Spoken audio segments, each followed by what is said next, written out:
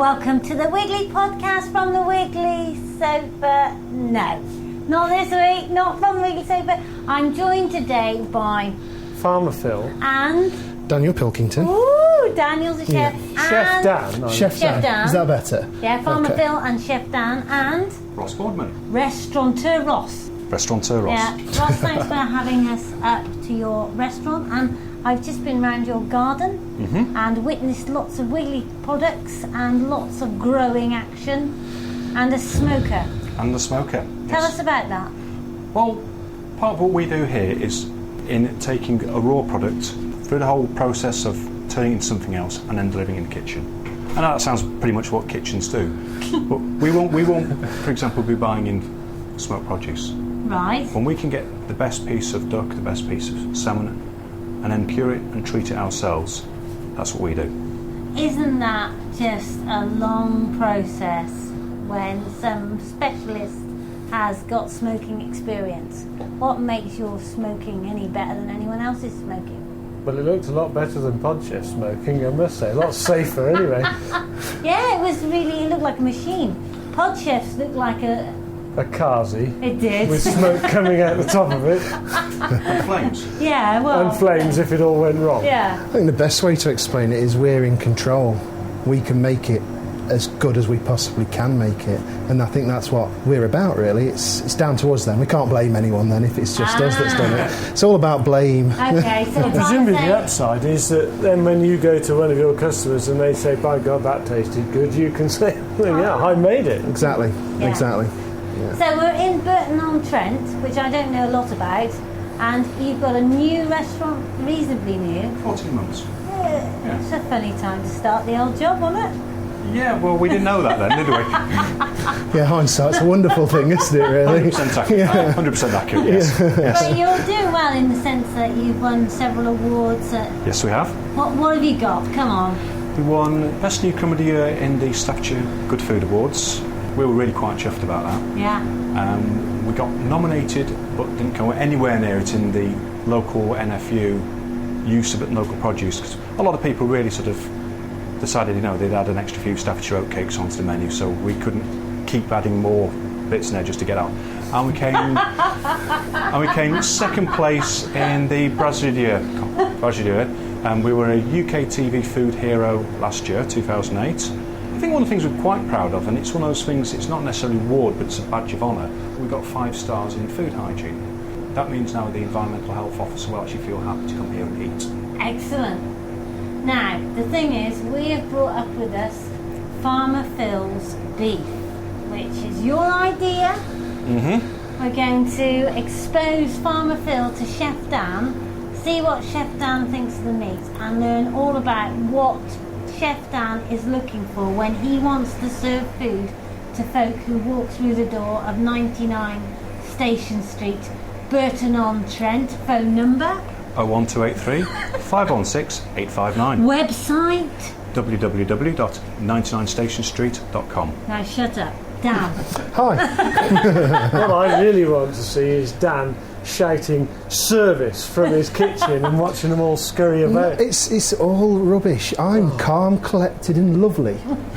Well, I've noticed, I said to Ross just now, you haven't sworn or thrown anything or done anything yet. No. But then again, now I'm in your kitchen, so things could change. It's amazing what thousands of pounds of anger management can do for you. Here, have a look at this and tell me what you think. I Okay. want the truth, man. Okay. I don't want... No, well, you're bigger than me, so that you'll give me the truth anyway. It helps with honesty, that does. He is bigger than me. Now, this has been frozen, but I defrosted this yesterday. Now, it's vac packed. There's some fillet and some rump. Yeah. He's inspecting it. Well, I'm looking for a marbling of fat through the meat. If it's got a good marbling of fat, a good lines of fat running through it. Now, there's 2 things that you ought to know about it from that point of view. One is it's a heifer, which would normally give it a tendency to run to fat perhaps more than a steer or a bull would. And the other thing you ought to know is that it's been finished mostly on grass and conserved grass. It's not an animal that's been fed in the winter on concentrate. Yeah. And given that this was slaughtered in February, so she'd been inside for 3 or 4 months by that stage, eating hay, silage, some vegetable waste products, so carrots and things like that. And does that have any relevance to you, Dan? Do you just want to know? It's good to know where things come from. The more you learn about it, the more you kind of get a feel for what you're cooking. Yeah. I look for what I look for in it. Just say it's a good colour as well. You go to a supermarket, it's bright red, really crimson, and I don't think that's a good piece of meat because it needs to be really quite dark. That's been aged for 21 days, 22 actually, I think, and it's probably been aged for a few more because they reckon that under this backpack process that he can age it in the fridge, in the backpack. Yeah. So what colour would you describe that then, Dan? And also, is it marbled or is it not? Well, the rump, you don't tend to find the rump to be as marbled because of it being a rump. It doesn't have as large a fat content running through it. Yeah. But I've just looked at the fillet and it's got a beautiful marbling through it, as you can see. It's lovely. So, to those who don't know what marbling is like... It's like little veins of... It's like little ribbons of fat within the meat, so it looks like a piece of red marble. Yeah, that's right, that sort of... Do you know, Dan, this is so funny. This is just such a laugh because, of course, we have had many years of Farmer Phil explaining to us that the reason that we can't have Hereford cattle is because people do not like the fat, the marbling running through the meat. That's not what I said. It is. No, it is. Well, I mean, there is a difference between marbling and rubbish. Okay. So, this is quite nice. But they say the proof's in the pudding, of course, don't they? Yeah. So, that's the point. I mean, it looks good. It looks like it's going to be a good piece, but until you really cook it. What colour is it compared to what you would expect? Well, when I was explaining the stuff that I don't think is very good, that's bright crimson red, this is a combination of purple and it's almost a brown colour, isn't it? Really, it's lovely. It's a good colour. Feels quite tender as well. If you get a piece of meat and it feels solid, unless like the fillet, which has a lot of marbling through it, which keeps it together, then you can feel that it should be quite tender. How do you spec your beef? Do you get it from a butcher or do you go to the farm? What do you say you want? Well, we have a local breed on the beef, which is I get confused. They get all mixed up, which is Bromleyhurst, which comes from not far away from here, just up the road actually. Yeah. I actually know the beef because I used to work in the area where it was, so I kind of know what the meat's like. And when I get it from the butcher we use, we ask for an extra aged from the Bromleyhurst cattle, which he does, and it comes, and when it comes, because I know where it's coming from and I know the supplier's a good quality butcher, that's why we use them. If it doesn't come right, then we don't use it. Does that mean you have to pay a premium for your meat? Yeah. And does that work? I mean, is there enough margin on... I mean, I was talking to a restaurateur the night before last, and he said the lowest margin that he makes in the restaurant is on fillet steak, and the highest margin he makes is on vegetarian meals. It's a fair comment. Is it? So it's a good idea to pick the steak from the customer's point of view. On the other side of it, with vegetarians, if you don't mind me blaspheming, no, with vegetarian food, you tend to have to put more effort into the preparation because it's a lot harder to make, vegetable taste as good a quality as, say, the steak from our point of view, of course. I'm sure the vegetarians think that it's all wonderful, but there's a lot more effort and work that goes into, say, the vegetarian dish than there is on the beef dish. So I mean, I suppose it's all relative. Good answer, Chef Dan. Good answer. Thank you. Put me in a corner. Come out fighting. Now I've got a question for you now. So producing the steak to this point is one thing, but then a lot of steaks are either made or crucified with what happens to it between now and the plate. Yeah. So, in brief, what is the trick to producing a perfect rare steak, given that you started with the right piece of meat? Okay, well, I use a char grill to cook the steaks on. Meaning? It's an indoor barbecue, is the easier way for it to say, but it's a char grill. It's warm, coals underneath. Yeah, coals underneath with the barbecue ribs on the top of it, which we cook on. What I like to do then is I make sure I use a good rapeseed, a local Staffordshire rapeseed oil. Right. Oh. With salt and pepper in there. So I make a bit just a little layer of it, so then you can make sure you completely cover Always dipping it out in the steak into the oil. I'll do the rump at the same time because there's two different thicknesses to them, so they'll take different times to cook. So they've got a good coating of oil. If you're using, say, at home, if you use one of the griddle pans, it's the same. To do the same way is the best way. Put the seasoning on with the oil, so then you're not over seasoning it.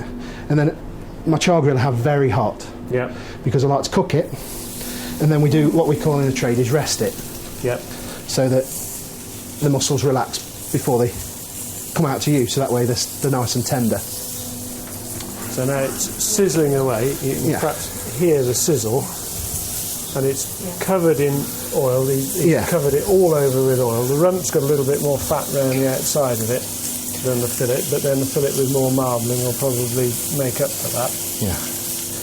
Well, all being well, with the rump, as it's cooking, the fat will drip down onto the coals, which will cause the coals to spark, and then you get that good barbecuey flavour to it. The only downside in a kitchen with all these extractors is you don't get to smell it, do you? No. But after a while, you kind of shut off to that anyway. You kind of get fed up of smelling things constantly. I think when you're cooking them constantly, you don't think about it too much. So, I mean, the fillet can take quite a long time because it's got such a depth to it, and it's such a density of meat. It can take quite a while to cook. But the rump should only be a couple of minutes. And how long will you rest it for after that? About 3 or 4 minutes, just to relax. You didn't hammer it and pummel it down, did you? No. Because you see sometimes on the telly them beating the meat. Yeah, well, if you beat Is it bad quality, or is that... Well, I don't think it helps. Yeah. You tend to beaten it to tenderise it. Right. Good quality steak, you shouldn't have to tenderise it. You should be able to eat it as it comes. Also, if you batter it out, you're making it quite thin, so it's a lot difficult to get to the level of cooking you want, whether you want it medium rare, well done. And that's part of coming to a place like this, that you can have customised food in a way. Yeah, this is my personal view on it. You hear a lot of people saying that a well done steak is sacrilege, you're killing the meat. It's your preference, it's how you like it, so it's not my place to say it's wrong, really. How do you eat yours then? Rare. I thought so. Yeah. It's sacrilege, isn't it, eh? I'm being diplomatic now. And how are you going to eat yours, Farmer Phil? I'm going to try and persuade Dan to show it to that griddle for about 5 seconds flat, and then run like hell. Are you a blue Absolutely. Fan? See, well, I do like to cook blue steaks. It's very rare you actually get a blue steak when you order one. You'll get a rare one. Yeah, I mean, the secret to a blue steak is getting it warm in the middle but raw. Yeah. Which I do have a little trick of the trade on. Oh, are you going to share it with us? I'm not sure I can share it or not. Come on, Chef Dan. All right then. Well, he's going to pop it in the microwave, isn't he? See, there you are. You've killed the secret now. You've killed the secret now. A good blue steak should be warm in the middle. Environmental health officers will tell you that it's wrong to have a blue steak. Yeah. I also would not cook a blue steak on the char grill because I don't think it's actually fast enough to do it. You get a lovely flavour on there, but I don't think it's fast enough. Yeah. Now, what I do is the warmest part is just above my grill on the kitchen. I don't get so many of the blue steaks, so you can afford to do it with the space. So I would just put it there, so the warmth of the kitchen will just penetrate the meat. It's not going to be there for long, so it's not going to cause any, bacteria problems or anything like that. But it's going to start the heat penetrating the meat already, so that when I cook it on the stove, in a very, very hot pan, I've got a bit more control over it, so I can get the pan seething hot. So then the heat will then penetrate faster into the centre, but will not cook it as such through. You love cooking, don't you? It's all right. How long have you been the chef? And where's Too your long? hat? Is that a good answer? Where's your hat? I don't wear a hat. Oh. No, I'm too fast for a hat. Of course you are. All right. So now I'm going to supervise my own steak being cooked here and make sure you do it right, Chef. Okay, that's fine. So we've had the secret trick. So you've warmed the steak just really gently in the ambient warmth over the cooker. That's right, yeah. So now you've marinated it in rapeseed oil, which has been seasoned. Seasoned rapeseed oil, and now we've got a pan on the stove, and it is very, very hot. Yeah, I've taken it to smoking because you want to cook this quickly. Yep. You don't want to, overcook it. You want it blue. Here we go. Oh, look at that. So now it's the fat and the marinade within the meat is actually what's stopping it burning, isn't it? That is allowing it to cook. Also the fact that I hadn't flooded it with oil. Yeah. It's just the meat that's been oiled.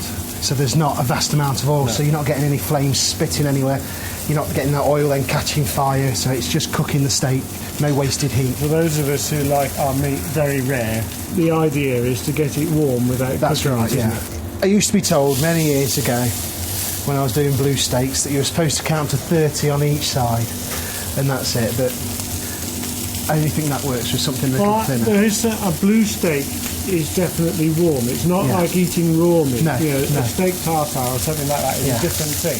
That's it. And although I love that as well, it's that texture of having that melt in your mouth experience, isn't it?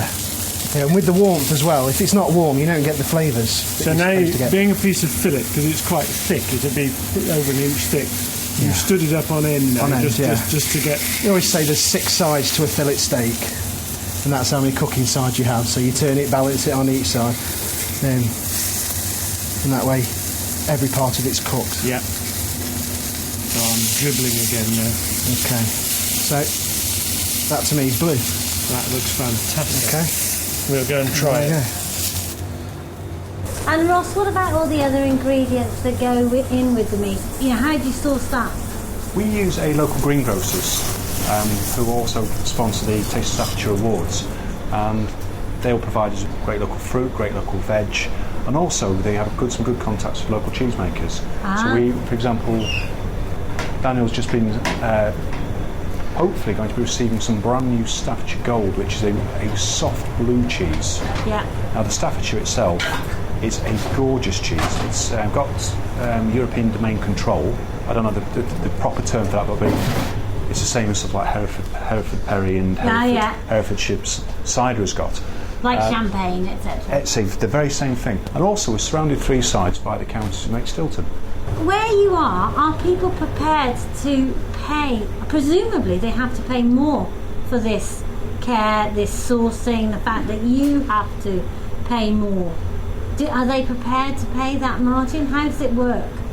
I don't think we charge over the top because we tend to go back a stage in our sourcing. We will try we will try and get closer to the farmer or to the producer. So we're going straight to the wholesaler. We're not going through a wholesaler then through to a consolidator or delivery business. You mean bookers? Or another generic wholesaler, yes. We will try and get one step closer. I mean, for example, we do a lot of dealings with Staffordshire Brewery. Yeah. We'll go around to Burton Bridge Brewery, we'll go to Freedom Organic Lagers, and we'll buy directly from them. Got you. Daniel will buy straight from RJ Harrison in Stoke-on-Trent, and they're just one hop away from the people who actually produce the veg. And the steak, basically we get that from our butchers who are also wholesalers of trade. It's a small family butcher called Ian Barker's in Ralston-on-Dove. Great bunch of guys, plenty of abuse when you go in there, great crack. Yeah. But they get that one hop. Yeah. So in a way it's a pain in the backside because we've got to go through 15, 20 suppliers to get what we want. But they're either the people who make it or just the next generation beyond that. Right, let's go because we've got to eat it, haven't we? Oh yes. Oh yes. Oh yes.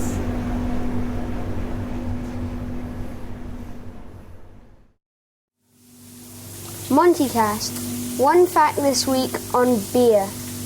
Beer was invented in Burton-upon-Trent in the 12th century by the monks because the water here is perfect hardness for brewing. Another Montycast next week.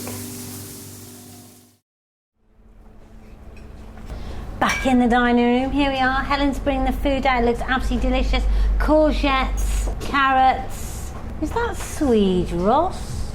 Yes. Anyway, we're just about to do a Burton beer tasting because We're in Burton and we're going for a Burton, which means we're going for a beer? It does. Excellent. So I'm going first because I have got Tickle Brain with the instructions of what to look for in the taste. Here we go. I'll try not to slip. Tickle Brain, I believe, to be over 8% alcohol, so that should finish her off. Wow. Heidi. Obviously, right, that takes your breath. It really does take your breath away. It's hard to describe. I can't pick any of those. On the card is sweet. No, it wasn't. Bitter. No, it wasn't. Hoppy. No, it wasn't. Oh, Mary says it's hoppy. Maybe. Tropical. No, it wasn't. Malty. No, it wasn't. Burnt. No, it wasn't. Body. No, it wasn't. Alcoholic. No, it wasn't. It was raving mad. That was just tickling my brains and my bosom. That's what that did. It's right in here. It's gone right to here. Boob tickler. They need to rename that. Would be described as a beer with body then. I suspect so, yes. Chickle boob. Yes. Whew. Over to you, Ross. What have you got? Well, I've got two here. I've got a Freedom Pilsner Lager. This is brewed about 5-6 miles down the road at Freedom Organic Brewery. You don't have lager in Britain, do you? Yes. This is made, it's all from water welled on the site. It's Soil Association approved. And I always thought organic meant it just went off quicker, but never mind. Do you know, I was going to ask you about organic earlier. Is that essential? Do people want organic? All fair trade. It's all about the quality of the produce and the welfare. I mean, that's not just the welfare of the product, but the welfare of the people who produce it. Have you made that up because that's what you think, or is that what the customer thinks? I'll give you a good example. Our coffee. Yeah. We get our coffee from a guy called Steve Layton, who has a company called Has Been down near Stafford. Yeah. Steve will not touch fair trade because he thinks fair trade is a good product. Not. It's a good level of welfare. Yeah. But it doesn't always guarantee it's a good product. Ah. So what you can end up with is lots of people producing fair trade produce on the dole because the farm down is producing the same quality but they produce cheaper. What Steve does is he goes out to all his suppliers, the actual growers, whether it's in Brazil, India, Sumatra, been over to Rwanda, of all places, Indonesia, and all these places, and he'll actually look at the place where they grow it. He'll pay over the odds because that's what they pay for this stuff, it's quality. But above all, he ensures the welfare is absolutely spot on. All right, so Steve, not organic, not fair trade, but accountable and transparent. Exactly, a bit like Divine did with chocolate. Yeah. Where they actually understand what's going on with the projects they sponsor, and the chocolate is fantastic. That's what Steve Layton does with Has Been. He goes out and he'll go to Rwanda. He makes sure there's shoes, there's clinics, there's education, there's clean linen, people looked after. But above all, the coffee is fantastic. Right, get the beer in it. Let's have it. Anyway, this is Freedom. This is their Pilsner. They do a Pilsner, a lager, and this red one over here, which is a bit like an American recipe they have, which is almost like a Sam Adams. Oh, yeah. This is gorgeous. Family run by Ed and Susan. Great people, great lager. Now this is a slurp. Nice gluggy noise. Here we are. Is it sweet, bitter, hoppy, tropical, malty, burnt, body or alcoholic? It's a cheeky little number, but that's very nice. Floral, grassy, citrus then.